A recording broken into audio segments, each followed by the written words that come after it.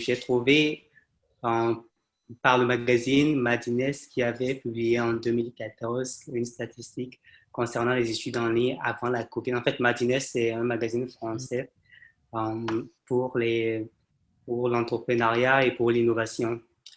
Donc, ils ont eu à publier une donnée en 2014, pardon, et basée sur les statistiques existantes de 2012 et à travers cela, ils ont fait des projections. Donc, en 2012, l'utilisation du numérique, en 2012, était de l'ordre de 2%. Et en 2022, les projections étaient que l'utilisation passerait de 2% à 30%. D'après chiffre, s'il vous plaît. Donc, l'utilisation passerait de 2% à 30%. Et qu'est-ce qu'on a remarqué? En cette période de la COVID, nous sommes passés à des statistiques beaucoup plus importantes. Il y a une utilisation plus accélérée. Nous sommes à des endroits dans les pays à haut revenu. L'utilisation est passée jusqu'à 85%, ce qui est très important. C'était pas prévu. En fait, si vous comparez cela par rapport à la statistique qui était prévue à l'horizon 2022, qui était de 30%, et à des endroits aujourd'hui, on atteint des pourcentages forts de 85% dans les pays à haut revenu.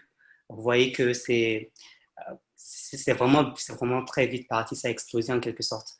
Et c'est vrai, j'ai tenu à faire la différenciation. Je ne sais pas si on peut revenir au slide suivant.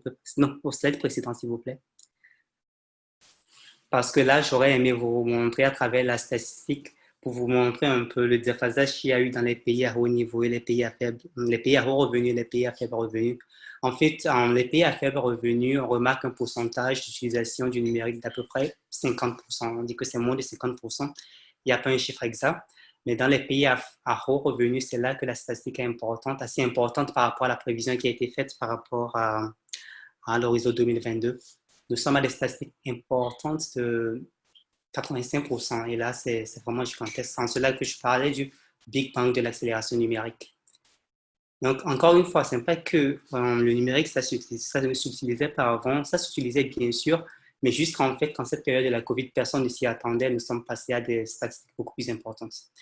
Donc, à travers cela, j'aimerais déboucher sur mon expérience en tant que nouvel étudiant depuis l'étranger, vous montrer un peu comment moi, je suis en train de vivre à travers mes études, l'impact de cette crise.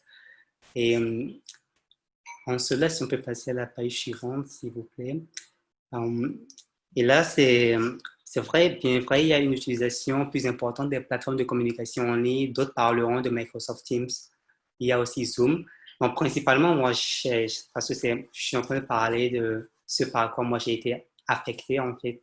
Et c'est en cela que j'ai mis en avant Zoom parce que dans la quasi-totalité des cas, je venais utiliser que Zoom, que ce soit pour converser avec mon directeur de recherche, le directeur de mon programme, ou pour faire des rencontres entre étudiants. Je suis passé pratiquement tout le temps par Zoom.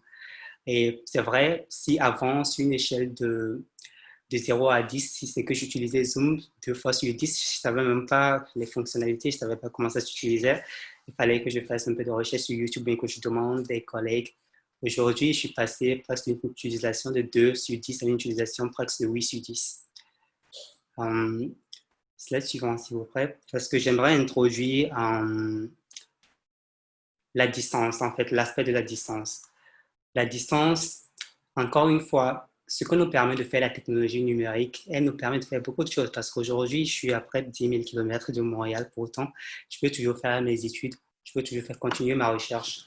Et si je peux le faire aujourd'hui, c'est parce que la technologie numérique est existante. Imaginez qu'on n'avait pas les ordinateurs et qu'il fallait se retrouver à Montréal d'abord pour poursuivre mes études. Là, je serais obligé de reporter ma session, c'est-à-dire reporter ma rentrée à une session ultérieure. Et ce sont, je ne peux pas dire des pertes de temps inutiles, mais bon, ça revient à étendre la durée des études, c'est-à-dire ça fausse les projections en fait. Et en cela, la technologie numérique a vraiment permis c'est-à-dire de poursuivre les études, même étant à l'étranger. Le troisième, l'aspect suivant, c'est l'utilisation de la bibliothèque de l'UQAM. Si on peut passer au slide suivant. Donc, la bibliothèque de l'UQAM, en fait, ça a permis les services en ligne offerts par l'UQAM, le service de la bibliothèque en ligne et l'outil de recherche Sophia, ça a permis en fait d'avoir une certaine assurance. Ça a facilité les recherches.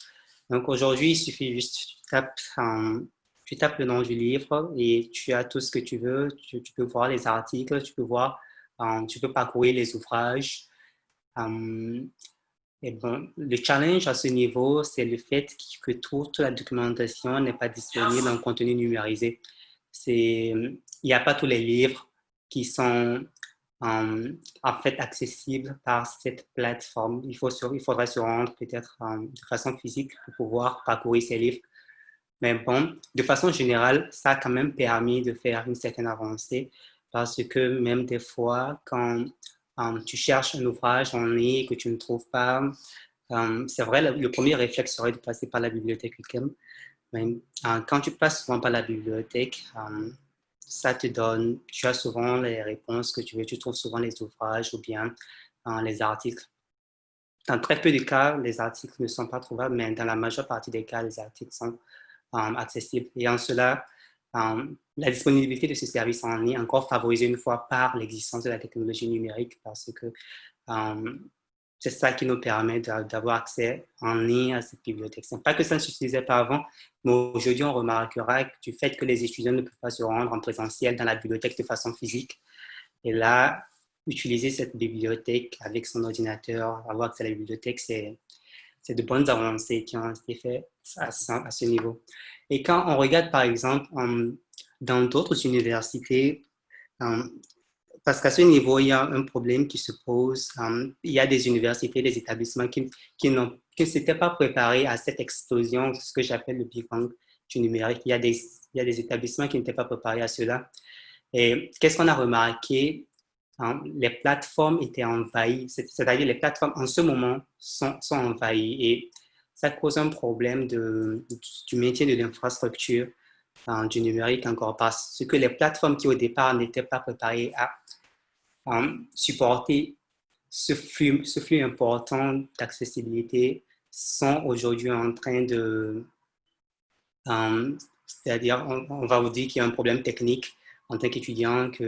Donc en fait, c'est l'accessibilité assez importante à laquelle la plateforme n'était pas préparée à accueillir. C'est ça qui cause en fait ces genres de problèmes.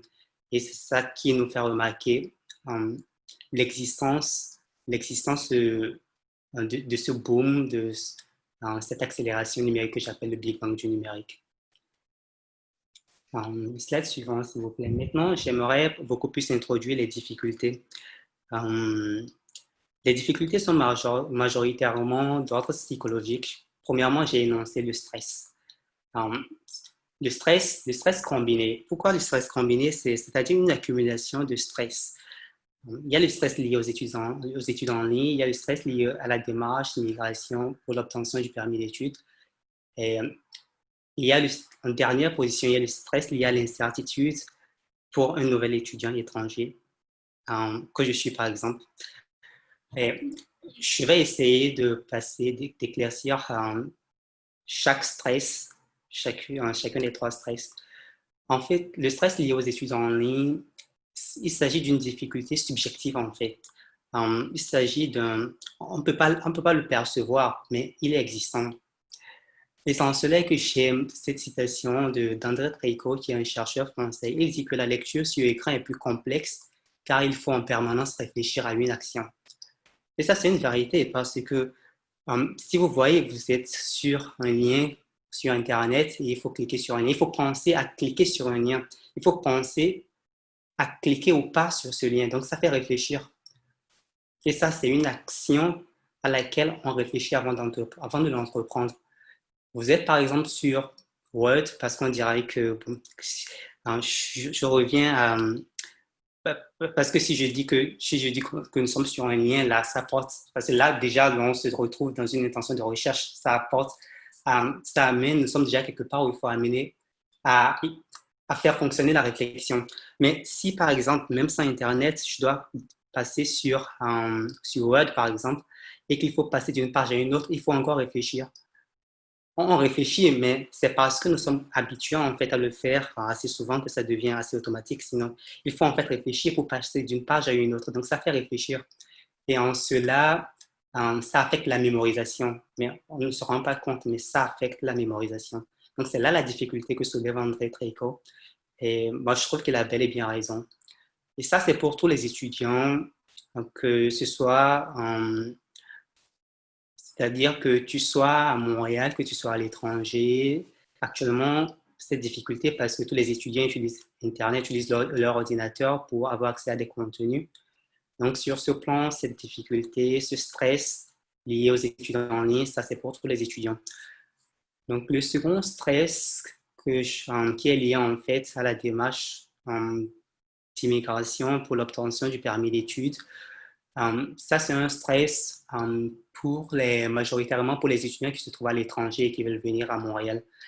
Donc, pour moi, à ce niveau, pour ces étudiants, il y a, en plus du stress lié aux études en ligne, il y a le stress lié à la démarche du permis d'études.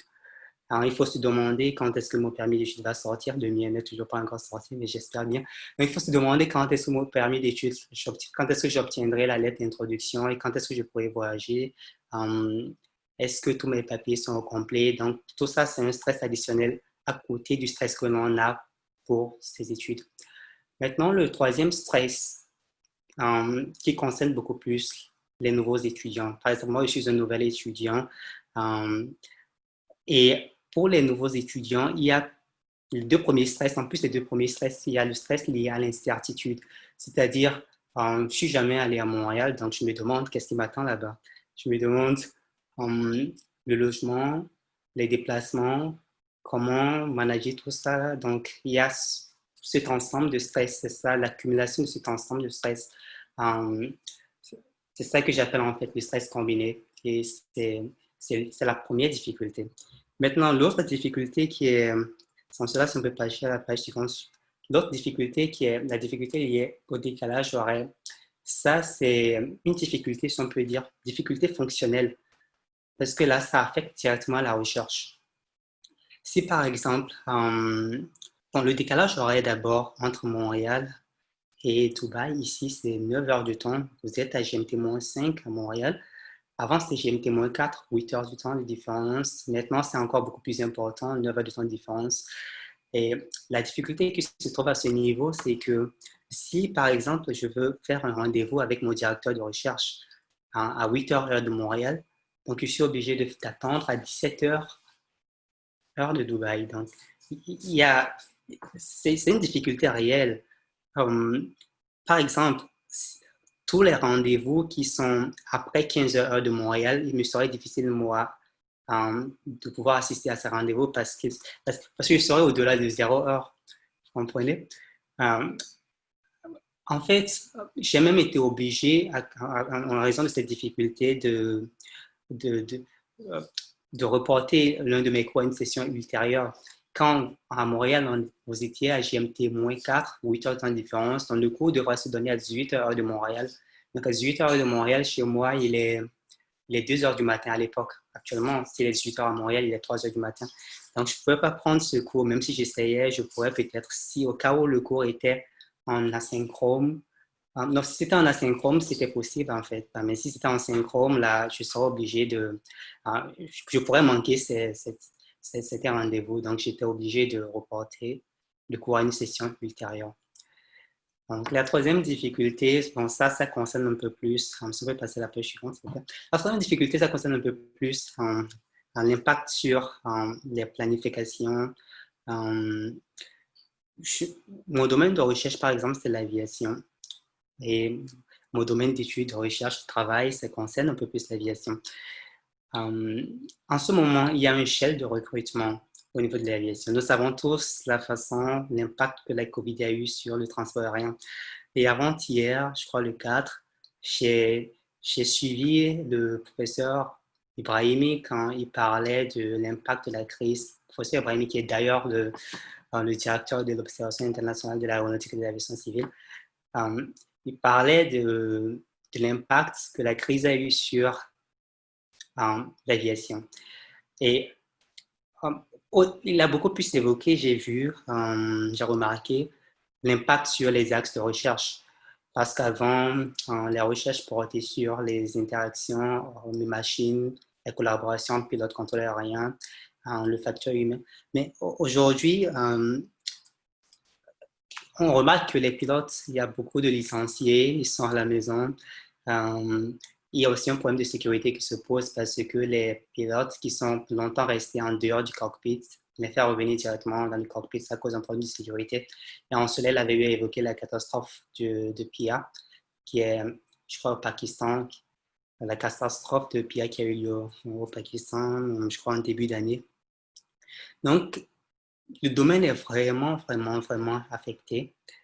Et au-delà de la dimension théorique de la recherche, parce que là, je ne suis pas trop impacté, j'arrive toujours à faire mes recherches à travers l'existence du numérique, bien sûr. Mais l'autre dimension qui est la dimension pratique de travail, où c'est très difficile de trouver de l'emploi en ce moment dans le domaine. Et j'ai été directement impacté par ce fait, parce que euh, déjà, il y a de cela un an, depuis novembre 2019, j'avais entamé un processus de recrutement après mon passage à l'aviation civile. J'avais commencé avec un processus de recrutement chez Emirates et ça a abouti en mars et j'ai été retenu. Maintenant, quand on est retenu, vous êtes d'abord en attente. On vous fait appel après peut-être les jours qui suivent, les semaines qui suivent ou peut-être le mois ou les mois qui suivent. Mais jusqu'alors, je n'ai toujours pas entendu il n'y a pas eu d'écho. Et ça se comprend en fait. Et on sent, tout le monde sait comment les compagnies ont été lourdement frappées par cette crise. Donc en cela, mes études actuellement, c'est comme une échappatoire. Et ça me permet en fait, sinon imaginez que je suis pas en train de faire de la recherche actuellement, c'est que je serais là, assis en train d'espérer. À côté, tu as des factures à payer et c'est pas facile à gérer. Et bon, en fait, actuellement, avec la recherche, j'ai trouvé mon échappatoire, un peu à l'image de ce qu'a dit Amina, je crois. C'est un peu comme une échappatoire, la recherche actuellement.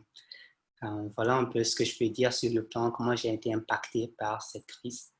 Merci beaucoup. Merci vraiment, Nassam, pour ton témoignage. Et en tout cas, moi, ce que je retiens, il y a beaucoup de choses. Je pense que c'est effectivement de parler d'un enjeu global qui devient finalement un enjeu personnel et qui vient impacter toutes les dimensions de ta vie, notamment comment tu fais les études et comment tu as très très bien posé la question vraiment aussi de l'importance du numérique maintenant et aussi tout ce qui est l'idée de dire c'est pas tout le monde qui a accès maintenant au savoir parce que maintenant ça devient de plus en plus numérique et ça devient un enjeu effectivement central et les outils maintenant technologiques sont devenus, comme tu l'as dit, les outils privilégiés pour la diffusion et tout simplement avoir accès au savoir. Tu parlais de la bibliothèque à distance, maintenant ça devient de plus en plus essentiel et après c'est l'idée de dire qui a accès, j'imagine, à ces ressources-là ensuite, parce qu'il faut un ordinateur, il faut une connexion Internet, il faut tout un tas de matériel à côté.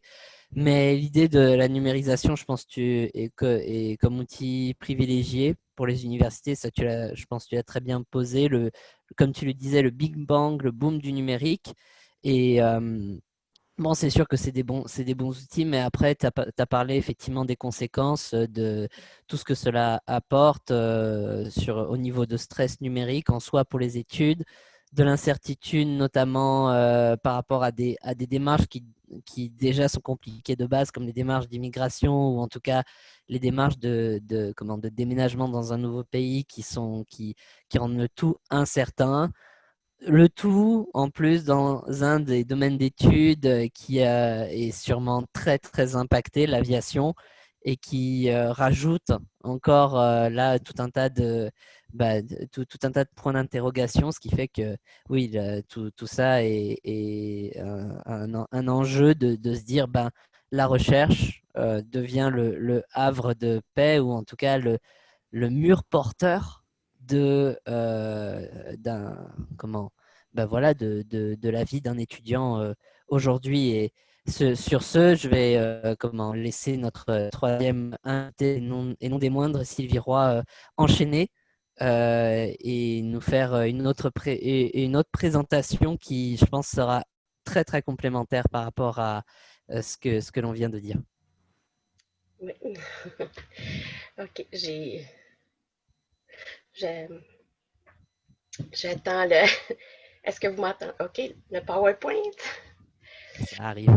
Bon, ben, c'est ça. Je suis heureuse que vous m'avez invité à ce symposium et je remercie aussi mes collègues pour leur expérience qu'ils viennent de partager. Ça fait comme une synthèse avec ma présentation comme telle. Fait qu'on va aller à l'autre diapositive. C'est ça. Je remercie toute l'équipe du symposium pour cette belle invitation. Ma présentation est sous forme de 2 volets. Le premier, c'est ma présentation succincte de ma recherche, les éléments de ma recherche. Puis le deuxième volet concerne mes expériences liées à la COVID telles que perçues et vécues. L'autre diapo, s'il vous plaît. Ma recherche, si je fais une mise en contexte, on comprend qu'aujourd'hui, hein, vous venez de le préciser, que les technologies font partie intégrante de notre vie et que la tablette, le cellulaire, l'ordinateur, ça part de la maison jusqu'au bureau. Mais est-ce que ces utilisations et l'achat de ces outils technologiques sont accessibles pour toutes et tous? C'est une des premières questions que je me suis posée quand j'ai commencé ma recherche. L'autre diapo, s'il vous plaît. Donc, si je fais le lien avec mon titre, mes connaissances de la déficience visuelle. Fait qu'on comprend que la déficience visuelle, comme Moore et Lejeune le précisent en 2010, les définitions sont univoques. Ça veut dire qu'il n'y en a pas une qui se ressemble d'un pays à un autre. Donc, au Canada, une personne peut être dite au sens de la loi aveugle, mais ils ne considèrent pas qu'elle a une limitation visuelle. Et dans un autre pays, ça va être une autre définition.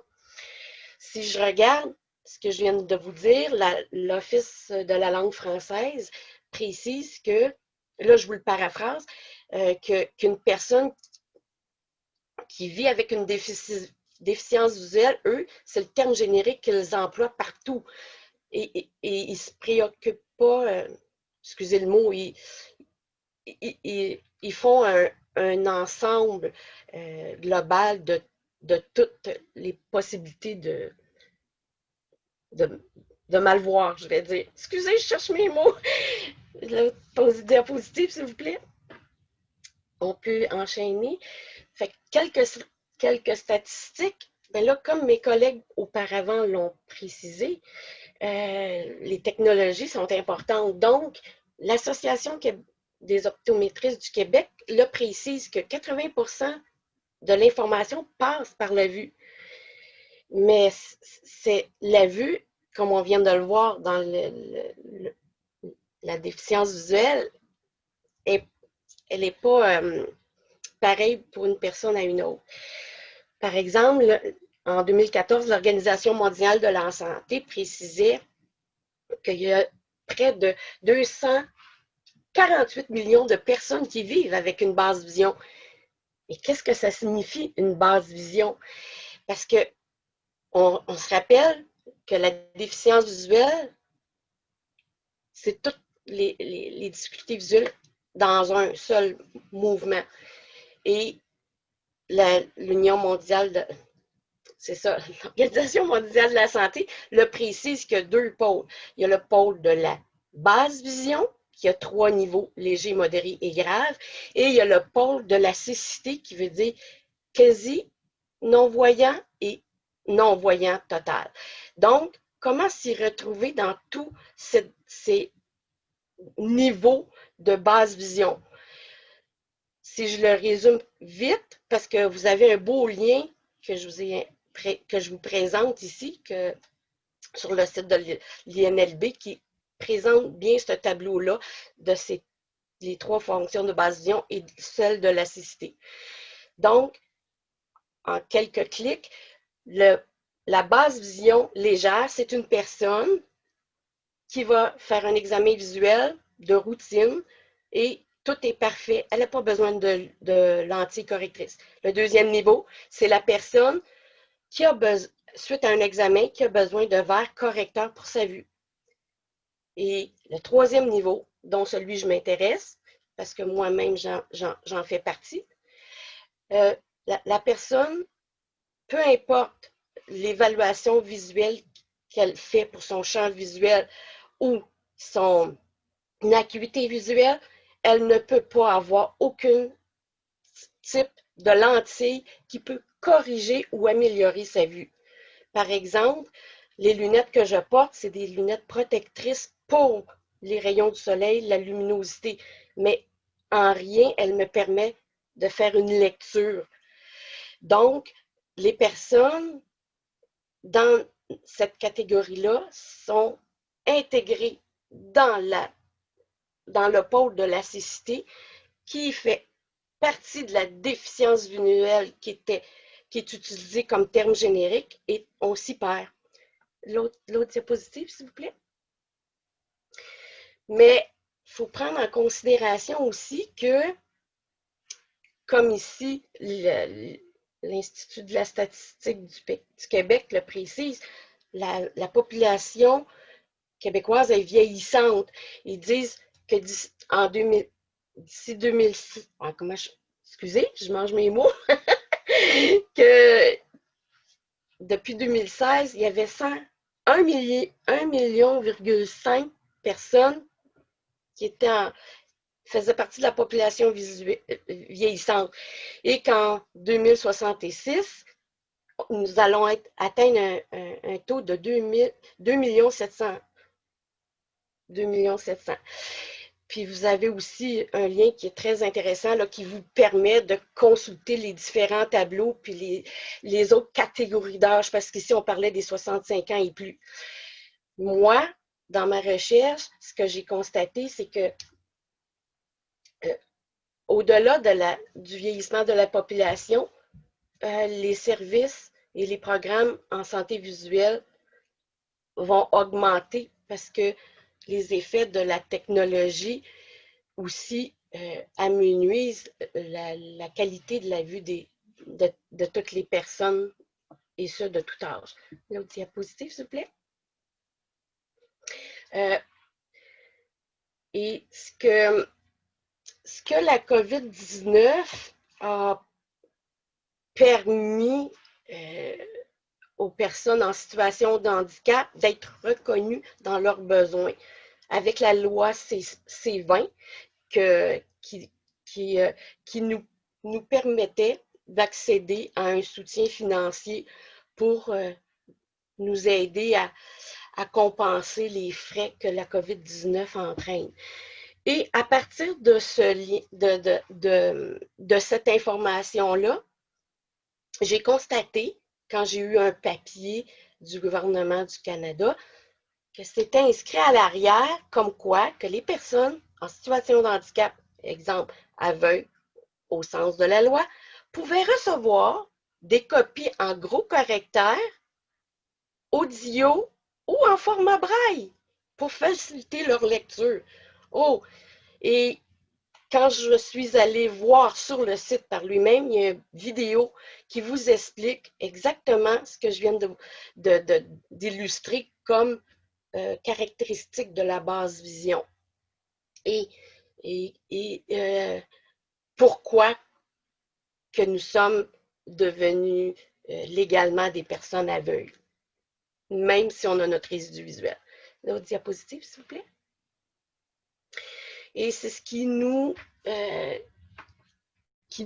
amène à comprendre qu'il y a différentes façons de mal voir et que ces différentes façons peuvent être suite à une maladie génétique, un accident impromptu ou qui vient d'une autre source comme telle. Et certaines des personnes vont développer des maladies oculaires plus prononcées que d'autres qui peuvent aussi les conduire de la basse vision vers la cécité. Je vous donne quelques exemples les plus fréquemment parlés. C'est le glaucome, où on le voit une vision plus périphérique. On a la DMLA, la dégénérescence maculaire liée à l'âge, qui est des grosses taches, et c'est que l'œil vieillit et ça l'obstrue la vision. Et vous avez aussi la cataracte qui fait comme une vision toujours floue, un peu comme l'image qu'on a vue précédemment, que la personne, elle essaie de voir l'optométriste, puis elle ne le voit pas clairement. On peut aller à l'autre diapositive. Fait que c'est les caractéristiques de la base vision. Moi, je vous le résume ici en mes mots. C'est lorsqu'une personne vit avec une basse vision, je vais dire grave, c'est qu'elle a 10% et moins de résidus visuels d'un œil ou des deux à la fois. Et c'est ça suite à un examen en basse vision au service de l'INLB qu'on peut constater à quel niveau notre vision elle est. Il y a une équipe de spécialistes qui nous suit à cet égard. Et il peut y avoir aussi d'autres points de service pour des évaluations de la vue. Mais pour ici, j'ai présenté ceux de l'INLB. Et vous avez un beau tableau qui explique toutes les procédures sur leur site. Une autre diapositive, s'il vous plaît. Mais on parle de technologie. Qu'est-ce que c'est quand on est porteur d'une basse vision grave? Elles font partie de notre quotidienneté, mais jusqu'à quel point? Sont-elles égalitaires? Accessibles? Les coûts d'achat, est-ce qu'ils sont bons pour elles? Donc ici, moi, je vous présente les catégories que j'ai ressorties de ma recherche jusqu'à présent, parce qu'elle n'est pas terminée, mon analyse. Vous allez voir pourquoi un peu plus loin. Et que je les ai appelées les technologies de l'information et de la communication adaptées TICA. Parce que selon les entreprises ou les fournisseurs, les points de service, plusieurs vocables sont utilisés pour décrire ces outils qu'on utilise en déficience visuelle. Donc, la première catégorie, c'est les aides visuelles. Vous voyez, la petite fille lit sur une télévisionneuse. C'est qu'on place un livre sous un écran de caméra. Le contenu est projeté à l'écran et on grossit à la force de notre vision. On a aussi les logiciels adaptés Zoom Text. Je suis heureuse de constater que ce logiciel, qui est un lecteur d'écran, il peut lire les contenus, on peut changer le lettrage plus l'illustrer. Il est compatible avec le Zoom conférence qu'on utilise présentement. C'est une première pour moi. En temps ordinaire, Zoom Text se fait bloquer sur les sites de navigation parce qu'il le croit comme un intrus. Donc, exemple, expérience d'étudiante, pour accéder à la plateforme module de l'UQAM, je peux aller jusqu'à 5 à 6 fois essayer de me connecter pour arriver à ouvrir mon dossier. Il faut de la patience. Éventuellement, j'espère que ces petits blocages conflictuels vont se disparaître, mais pour l'instant, j'ai appris à composer avec ces obstacles. La troisième catégorie, on parle d'appareils multifonctionnels. Je vous présente à votre droite le dernier petit outil. C'est Victor Reader Stream qui me permet de prendre vos textes format Word, les transférer dessus pour que je puisse les écouter. Je peux avoir des formats TXT, je peux écouter de la musique, des podcasts, je peux écouter des livres numériques. Il est multifonctionnel. Je peux enregistrer mes entretiens avec mes personnes. Je peux me laisser des notes vocales. Donc, c'est un outil formidable. Dans ma recherche, il y a certains de mes personnes qui l'utilisent, mais qui n'étaient pas encore familiers avec cette technologie. La seconde diapositive. Donc, là, je vous présente quelques éléments de ma recherche. Succinctement, mon objet d'étude était ce travail en amont que les personnes vivant avec une basse vision grave, avant même un acte de lecture, doivent déployer, doivent faire pour arriver à lire. Les participantes et le participant étaient âgés de 18 ans et plus, dont 5 femmes et 1 homme, et ils habitaient les régions du Grand Montréal. Dans mes entretiens, ces personnes étaient invitées à narrer leur expérience vécue et telle que perçue de leur façon de faire particulière pour arriver à lire en s'aidant des utilisations des TICA. La seconde diapositive, s'il vous plaît. Donc, il y avait beaucoup le principe de technique de bricolage que moi, dans mon mémoire, j'appelle des façons de faire particulières pour que ces personnes arrivent à lire et comment qu'elles émergent de leur récit de pratique. Donc, elles me narrent leur expérience et moi, j'étais à même de bien situer et comprendre ce qu'elles vivent parce que moi-même, je le vis en tant que chercheur. Donc, il faut aussi que je prenne un recul sur mes expériences personnelles. Ces personnes, par exemple, demandent les yeux d'autrui pour une lecture immédiate ou planifiée, si elles sont à l'aise avec ce principe-là, tandis que d'autres, ils refusaient de demander à quelqu'un de lire pour elles parce que ça les mettait mal à l'aise. Le niveau de stress les empêchait de comprendre que c'était impossible pour elles de lire, que ce soit un format PDF qui l'impression est brouillée ou l'étiquette sur une boîte de conserve sur le pain ou tout simplement lire une affiche dans les corridors d'un entretien. Donc, c'est qu'on comprend.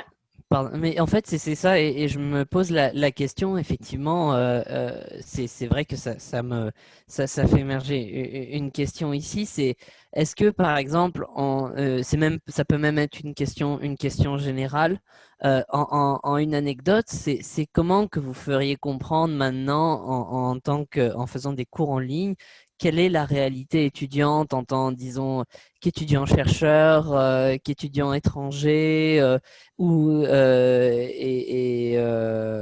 étudiante en situation de basse vision. Est-ce qu'il y a des anecdotes maintenant actuelles durant la pandémie là qui pourraient vous faire émerger des réflexions également? Oui, parce que j'ai une de mes collègues, elle essayait d'aller sur la plateforme Moodle, puis elle n'y arrivait pas. Elle est arrivée à la conclusion qu'elle avait besoin des yeux d'une personne voyante et à distance, elle lui résumait la lecture d'un texte pendant que ma participante prenait des notes. Donc, elle a trouvé une façon de faire particulière à elle. Et oui, la pandémie bloque beaucoup d'accès à la réadaptation de nos outils. Excusez, pas la réadaptation, mais l'adaptation de nos textes. Parce que moi, dans ma recherche, j'axe mes intérêts vers la lecture, mais il y a tellement d'ouverture et de possibilités. Je voulais vraiment démontrer que oui, l'Internet existe, qu'il y a plein d'outils technologiques, mais nous, en tant que personnes en déficience visuelle, situation d'handicap aussi, parce qu'au niveau de l'audition, mobilité aussi, ils ont des difficultés, mais moi, là, je parle de vision ici. Il y a tellement de défis à surmonter et c'est pour ça que je disais tantôt, je suis étonnée que mon logiciel adapté ZoomText, que j'utilise quotidiennement, parce que c'est mes yeux à l'ordinateur, qui me permet de grossir le contenu et tout, soit compatible avec les plateformes Zoom. Mais c'est Donc, ça, et c'est une vraiment découverte. impressionnant, c'est ça, et c'est adapté, et il y a une possibilité quand il y a ce genre d'événement et en tout cas, comme une pandémie, ça fait changer les choses d'une manière complètement drastique, et ça, c'est pour ça que j'aimerais focuser sur ce point, parce que on vit, disons, les choses et on comprend mieux les choses à travers nos expériences et on est dans expérience étudiante. Et est-ce que, par exemple, Amina ou Nassam, vous auriez aussi une anecdote par rapport à ça, d'adaptation ou de non-adaptation d'ailleurs, par rapport à votre situation actuelle et est-ce que vous deux aussi, vous aimeriez partager, par exemple, quelque chose, une expérience qui montre ça?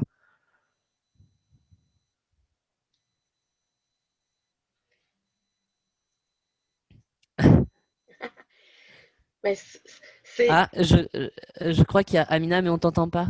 Ouais, Peut-être ton micro. on n'a pas le son. Ouais, ça va maintenant? Ah, Oui. c'est bon, c'est parfait, oui. Oui, c'est reparti. Donc, je disais, non, par rapport à l'usage des TIC, par exemple Zoom ou Skype, non, personnellement, je n'ai pas rencontré de problème par rapport à ça. Au contraire, parce que même avant de venir ici, j'étais toujours en contact. Au contraire, ça m'a facilité la tâche, parce que même avant de venir ici à Montréal, quand j'étais en Algérie, j'étais tout le temps en contact permanent avec mon directeur d'ici. Du coup, j'étais déjà habituée à utiliser ce genre de plateforme. Donc, c'est pas vraiment, la pandémie ne m'a pas vraiment perturbée par rapport à cet usage ou quoi que ce soit. Du coup, non, j'ai pas vraiment spécifiquement une anecdote à raconter par rapport à cette telle situation. On voit. Ah, je pense que Nassam, c'est la même chose. On ne t'entend pas. Non. Attends. Activé, c'est bon. Oui. Je crois que c'est bon. C'est bon, ça marche. D'accord. Le cas d'expérience que moi, je pourrais partager avec vous, euh, ce fut l'époque où, je crois en fin d'année passée, où je devrais, par exemple, euh, je devrais passer les tests d'admission pour l'UQAM, justement. Et il y avait un tas de tests à passer. Bon, j'ai fait beaucoup de tests, au-delà même des tests qui étaient exigés, parce que j'ai fait les tests au-delà du tâche match qui était exigé. Il a fallu que je fasse le test du TOEFL. Bon, ça, c'était pour moi, parce que je ne savais pas si j'aurais à l'utiliser par le futur ou pas. Donc, il fallait tout le temps, parce que c'est une durée de 2 ans. Donc, à chaque fois que la durée s'expire, il faut la renouveler. C'est-à-dire, il faut renouveler, c'est un peu comme, je ne veux pas dire le diplôme, mais il faut renouveler le test. Et pour que votre score soit un bon score, il faut que ce soit à jour. Donc, il faut tout le temps, chaque 2 ans, faire un nouveau test. Et maintenant, qu'est-ce qui s'est passé? Je me suis enregistré pour faire le test à un centre ici, un centre local. Donc, j'ai payé en ligne, j'ai fait le paiement en ligne. Mais le jour du test, bon, je n'ai pas reçu de façon, je vais dire de façon paradoxale, je n'ai pas reçu la notification selon laquelle, en raison de la COVID, le test n'aura pas lieu. En fait, j'aurais dû recevoir la notification parce qu'on était en fait en début de confinement, donc les instructions n'étaient pas toujours claires. Donc, il fallait que je reçoive la notification à laquelle votre test est reporté, ou soit, c'est-à-dire c'est annulé et on va vous rembourser. Donc, je n'ai rien reçu de cela. Donc, le jour du test, je suis apparu et il y avait presque personne. J'ai attendu, je regardais autour, il y avait aussi un étudiant qui était venu. Je croyais que j'étais la seule personne dans le cas. Donc, finalement, il y a un étudiant qui est venu, était dans la même situation. C'est là que j'ai compris que je n'étais pas le seul et que nous n'avons pas reçu la notification, aucune de nous. Aucun de nous, pardon. Et c'est là que, parce qu'il me faut le test, j'avais besoin de faire le test. Et là, il a fallu que je trouve un autre moyen, parce que je pouvais rester les bras croisés et dire, mais oui, bon, j'avais pas, il y avait la COVID, mais je vais attendre. Mais si je devais attendre, peut-être jusqu'à ce moment-ci, je n'aurais pas fait le test. Mais il a fallu trouver un autre moyen. Et l'autre moyen que j'ai trouvé, je n'avais jamais entendu parler, que j'avais juste commencé par chercher, c'est là que je suis tombé sur, en ce moment, il débutait les choses sur les tests en ligne, c'est-à-dire, moi, je n'aurais jamais pensé que l'on pouvait faire le test. Je n'aurais jamais pensé que l'on pouvait faire un test en ligne pour le TOEFL, parce que c'est un test surveillé. Même dans la salle, il y a des exigences, des caméras un peu partout. Et là, tu fais le test de chez toi. Donc, pour moi, c'était une première. La personne qui doit te surveiller c'est-à-dire la personne est ailleurs, tu n'as pas connaissance de la personne, mais la personne te surveille, la personne te dit dirige ta caméra à gauche, à droite. Mais là encore, c'est là encore le problème du numérique encore. Parce que là, qu'est-ce qui se présente? Ma caméra ne fonctionnait pas. Je n'avais pas de webcam. Et là, c'était encore, c'est-à-dire c'était un souci dans un autre souci. Et là, il fallait que je trouve encore un autre moyen. J'ai commencé par tourner la ville juste pour trouver une webcam, vous imaginez? Et en ce moment, c'était la période où les gens faisaient du télétravail. Et c'était pas facile de trouver la caméra. J'ai parcouru tout le centre commercial sans trouver une caméra webcam. Juste une caméra webcam pour pouvoir faire le test. J'ai parcouru toute la ville. Finalement, je l'ai trouvé quelque part, un endroit banal. Je suis passé, et même à ces endroits, je passais et ils sont obligés d'émettre des appels un peu partout pour demander les autres centres commerciaux. Avez-vous ceci, parce que je ne savais pas la personne à laquelle m'adresser. Et finalement, je trouvais la caméra quelque part. Aujourd'hui, elle ne marche plus parce que c'était une caméra. Je croyais qu'elle allait toujours continuer par marcher. Mais aujourd'hui, elle ne marche plus. Donc, il m'a fallu juste faire le test une seule fois et ça ne marche plus. Donc, mais je ne pouvais que faire avec, vu que je l'avais essayé quand je voulais l'utiliser. Quand je voulais l'ajouter, ça avait marché. Bon. Donc, je l'avais utilisé.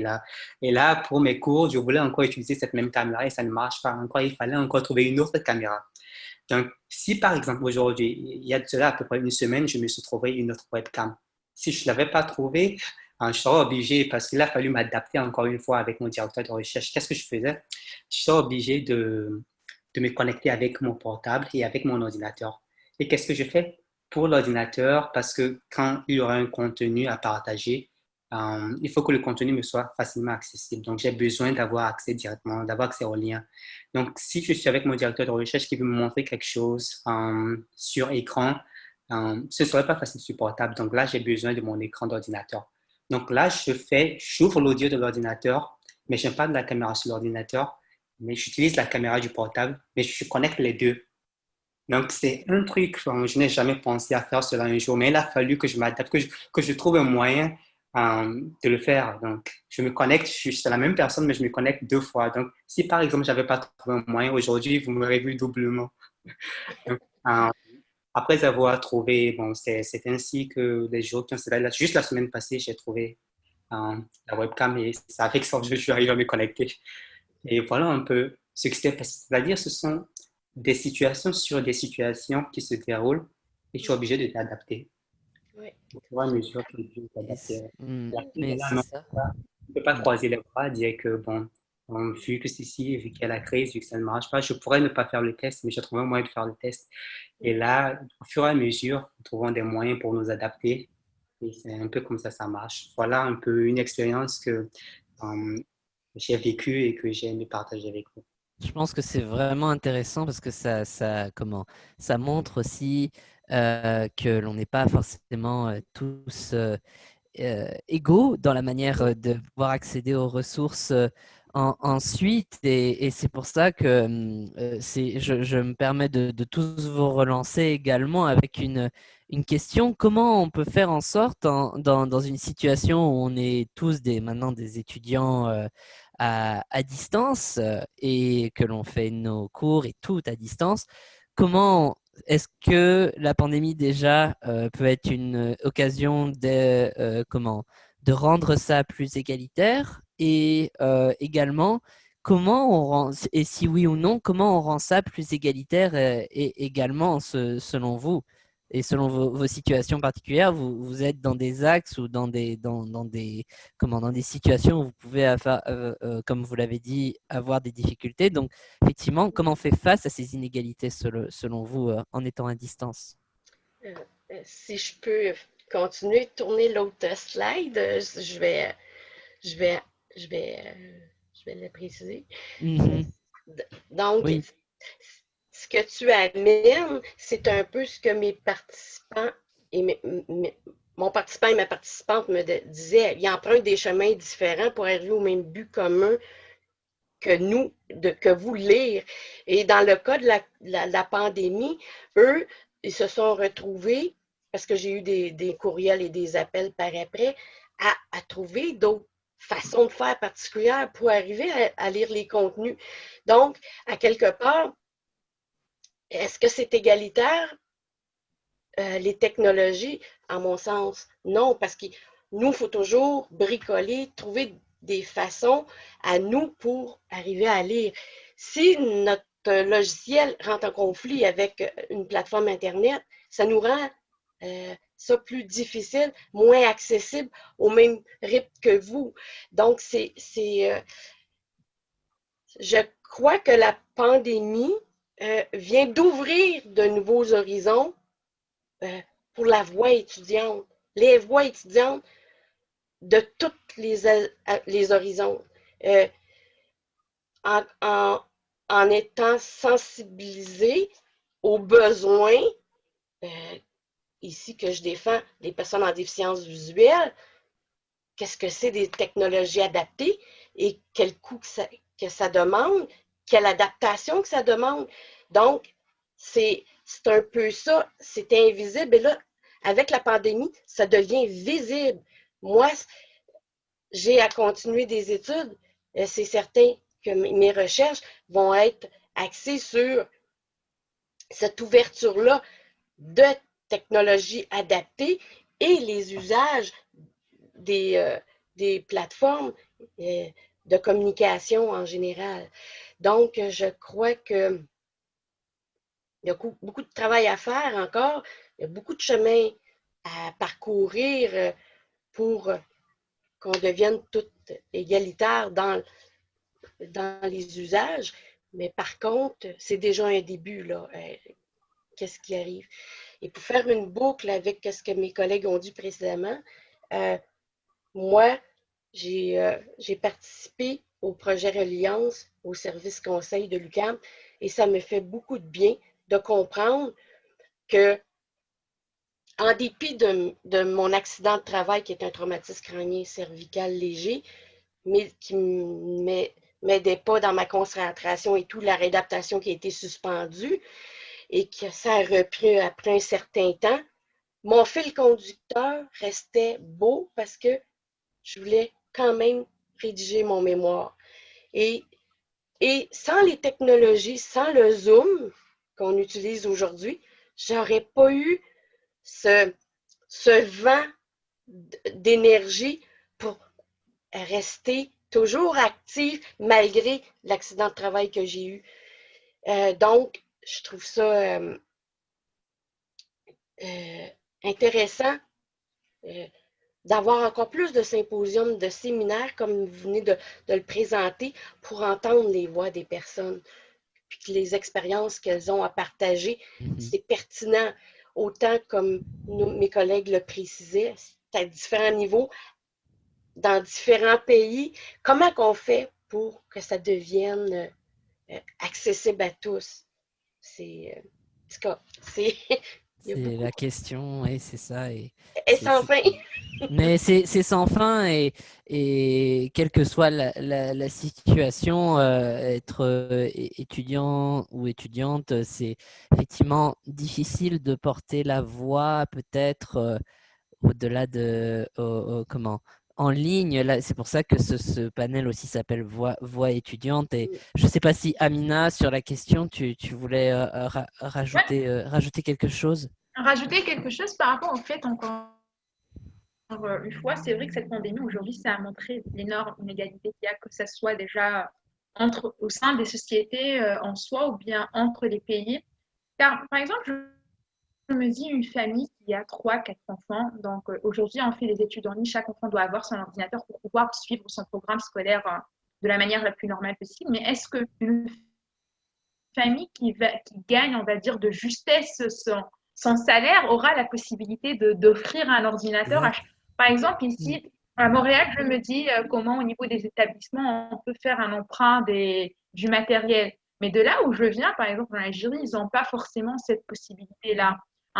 D'ailleurs, carrément, l'année scolaire, elle a été un peu suspendue.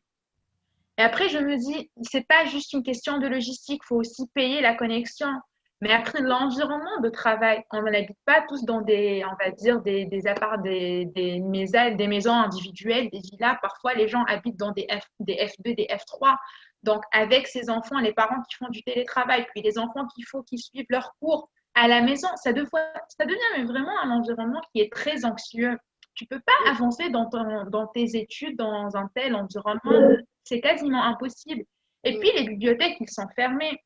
Aujourd'hui, ce que j'apprécie, par exemple, ce qu'ils ont fait à l'UQAM, c'est le fait de pouvoir réserver son espace de travail de manière numérique. Et ça, je trouve que c'est important et que ça doit être un peu généralisé réouvrir les bibliothèques et permettre aux jeunes d'aller vers ces espaces-là. Car aujourd'hui, je pense que c'est pas possible pour les jeunes d'étudier quand on habite dans une petite maison et quand on est dans une fratrie même de 2, 3, 4 enfants, c'est très désagréable. Pas désagréable, c'est quasiment impossible de suivre ces études de manière normale, on va dire. Et après, encore une fois, c'est les inégalités. Là, ça, on les voit, ça nous vient plein la face, quoi. Est-ce qu'on pourrait aller au dernier de mes diapositives? Oui, je pense que ça voilà, parfait, ça. Ben, c'est parce que je l'ai comme résumé tantôt, parce que je veux pas prendre le tour de parole à notre collègue, mais c'est un peu ça, ce qu'elle arrive à préciser, c'est que les endroits familiaux, les bibliothèques, quand on ne peut pas travailler librement, c'est difficile. Oups, je déparle, excusez. On pourrait aller à l'autre vidéo, la dernière de toutes. La dernière de toutes. Ben, ce que je voulais juste vous dire en finissant pour suivre le rythme de mes collègues et du symposium, mais notre voix est importante en tant qu'étudiante, en tant qu'étudiant, chercheurs ou futurs chercheurs. Et les générations qui vont venir ont besoin de modèles, ont besoin de voir les traces que l'on laisse par rapport à nos interactions ensemble. Et participer à des symposiums comme le vôtre, ça nous ouvre des portes, ça nous ouvre de nouvelles connaissances. Et tout ce que mes collègues ont précisé, ou comme vous avez fait le résumé, c'est précieux parce que on vit au même moment ce symposium, mais à des endroits différents. Et je trouve ça très intéressant. Et je vous remercie beaucoup de tous ces échanges. Et on pourrait continuer longtemps. Mais merci à vous d'être là parce que c'est aussi grâce à vous que l'on fait émerger toutes ces réflexions. L'idée, en fait, c'était aussi de se dire, parce qu'on a tout organisé en ligne, c'était l'idée de dire comment on fait pour avoir ce lien, comment on crée disons, cette communauté malgré la distance, comment on peut essayer de connecter des étudiants qui font face à et étudiantes qui font face à des problématiques différentes, des personnes qui sont à l'autre bout du monde, et de rassembler tout ça et d'essayer de faire du mieux qu'on peut avec les outils que l'on a aujourd'hui, de voir jusqu'à quel point on peut en montrer tout le potentiel. Et c'est là que je vais peut-être faire un petit wrap-up, un petit résumé de tout ce qui a été dit, même durant le symposium, parce que la question va s'adresser à vous trois, je pense, c'est intéressant. Aujourd'hui, donc dans ce symposium, on a abordé beaucoup de sujets, le sujet de la santé, le sujet de la vie universitaire, des territoires, des risques de l'aviation. Bref, on a abordé tout un tas de choses et qui en fait ont permis à de nombreuses personnes, donc des gens qui sont sur le terrain, des chercheurs, des professeurs, des étudiants, de s'exprimer. Et aujourd'hui, moi, la question que je voudrais vous poser, c'est aussi comment on peut assurer l'écoute de la communauté étudiante et auprès des institutions universitaires, politiques, et notamment pour les personnes qui sont, disons, avec qui ont besoin d'accommodements spéciaux et des personnes comme des personnes qui ont un handicap, des personnes étrangères qui veulent venir faire leurs études. Comment on fait pour s'assurer que vous soyez écoutés, vous trois? Si vous aviez un message à faire passer, ça serait lequel? Le message. Ah, c'est Sylvie. Le message, ça serait d'ouvrir leurs yeux du cœur, que peu importe la situation handicapante, il faut comprendre qu'il y a une personne derrière et qu'elle a un potentiel. Donc, c'est de dire, oui, je suis une étudiante en situation de handicap, basse vision grave, grand-maman, maman, peu importe, là, j'ai plein de chapeaux. Aussi ambassadrice pour la Fondation Reconson. Justement, je fais de la sensibilisation à ce propos-là, de l'accessibilité, l'inclusion sociale. Donc, c'est de comprendre qu'on est tous différents, puis on a toute une voie, on a un chemin qui s'ouvre devant nous et que les personnes qui nous écoutent, ils sont présentes et ils ont des expertises différentes. Donc, c'est de nous permettre, en tant qu'étudiants, chercheurs, présents et à en devenir, d'entendre notre belle voix. Et que tout est possible avec les téléconférences et les symposiums et les séminaires. Nous faire une place.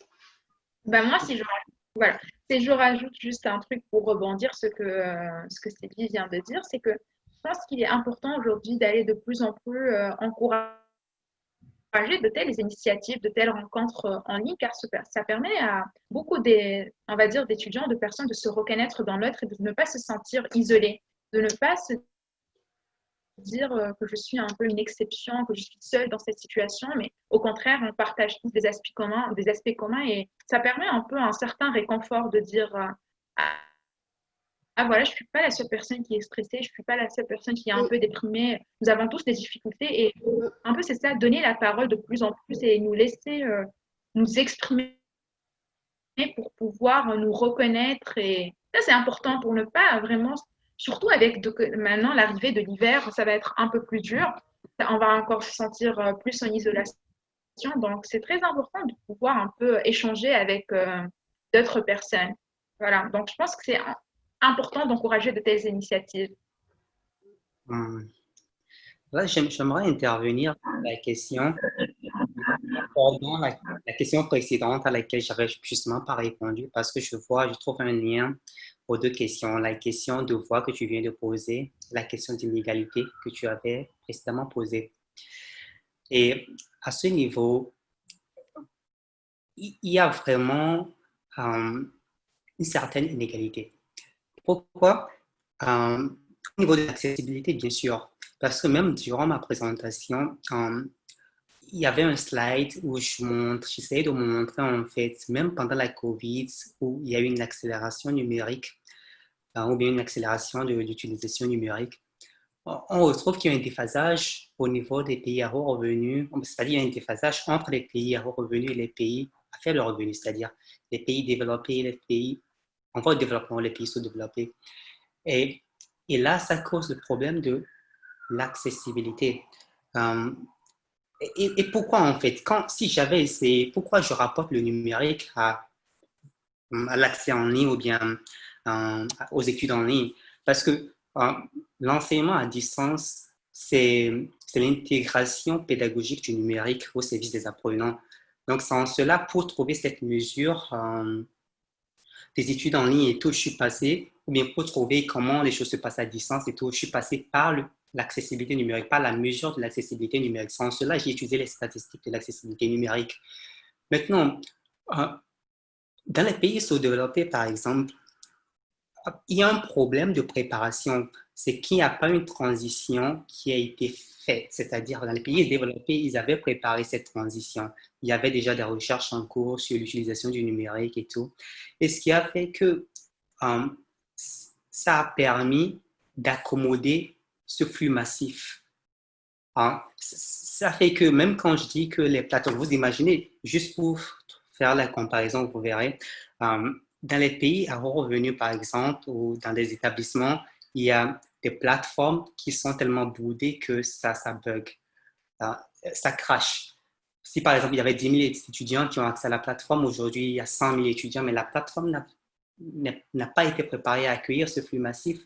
Au même moment, dans des pays développés, dans les pays sous-développés, il y a des étudiants qui cherchent à avoir accès à cette même plateforme. Là-bas, ce n'est pas boudé, mais on cherche juste à avoir accès à la plateforme, on n'arrive pas. Donc, vous voyez cette inadéquation. Donc, c'est vraiment, ça cause vraiment un problème. Et même quand il s'agirait de porter sa voix, dans les pays à fort revenu, oui, c'est là que tout apparaît par Internet. Tu peux poster tout, tu peux porter ta voix. Il y a des hashtags que tu peux utiliser pour Twitter, par exemple, au-delà de l'aspect éducationnel. Maintenant, quand il s'agit des pays sous-développés, tu n'as pas accès au numérique, comment porter ta voix? Donc, ça pose aussi le problème de la préparation à l'accessibilité numérique, de la transition. Il faut aussi que dans les pays sous-développés, cet aspect-là soit étudié. Donc, oui, si l'accessibilité de la voix doit devenir une voix numérique, il faut que tout le monde Les enseignants, y ait accès. les enseignants même au niveau primaire, dans les pays sous-développés, n'ont pas été préparés à intégrer ce système dans leur formation. Si ça n'a pas été fait au niveau des enseignants, comment, en période de crise, comment passer directement aux élèves? Donc, ça cause un problème de préparation dès le départ. Ben, en tout cas, merci beaucoup à vous trois d'avoir fait entendre vos voix, d'avoir fait passer vos messages, puisque c'est vraiment l'essentiel. Et ça nous fait vraiment plaisir et c'est un honneur de vous avoir tous les trois. Je vois l'heure passer, même l'heure et demie passer. Donc, je vais là terminer ce panel, ce qui va conclure notamment notre symposium. Avant de terminer tout ça, c'est vrai que je souhaiterais remercier tous les partenaires qui nous ont supportés pour ce symposium. Donc, le département d'études urbaines et touristiques de l'ESG, la chaire de recherche du Canada en patrimoine urbain à l'ESG également, la chaire de recherche de l'UQAM sur les dynamiques touristiques et les relations socio-territoriales, l'Observatoire international aéronautique de l'aviation civile. On a des programmes aussi facultaires qui nous ont beaucoup soutenus, des programmes de sciences humaines, donc celui de deuxième cycle en résilience, risque et catastrophe, donc le programme court et aussi le programme spécialisé. Et enfin, une idée, le GRIT et le CRDT qui nous ont également permis d'avoir des réflexions larges et tout à fait développées. Donc, sur ce, vraiment, encore, merci beaucoup. Et voilà, je vous souhaite une excellente après-midi et soirée pour voilà, ceux qui sont à l'international.